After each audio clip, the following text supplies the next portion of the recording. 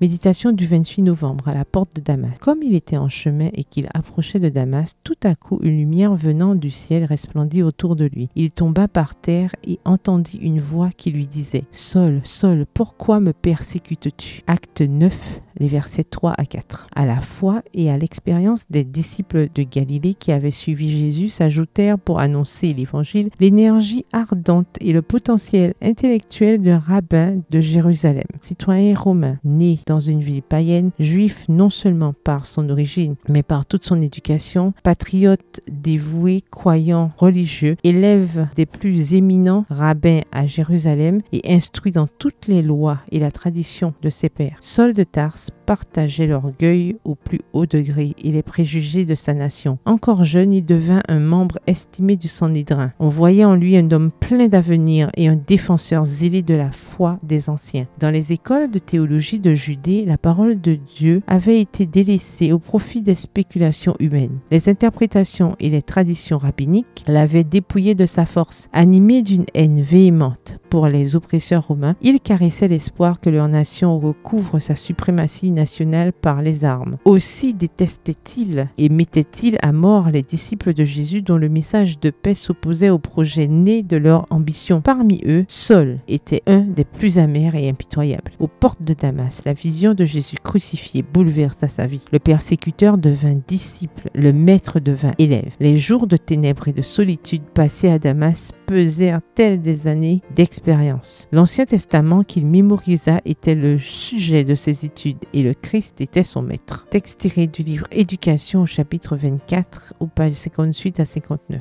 Paul ne pensait pas faire de véritables sacrifices en échangeant les doctrines des pharisiens contre l'évangile de Jésus-Christ. Quand Paul découvrit qu'il était sur la mauvaise voie, il rejoignit, conformément à la lumière divine, le peuple qu'il croyait devoir éliminer de la terre. Il enseigna le Christ, vécut comme le Christ et souffrit le martyre pour l'amour du Christ. Extrait du manuscrit 41, daté de 1894. Bonne soirée, que l'Éternel vous bénisse.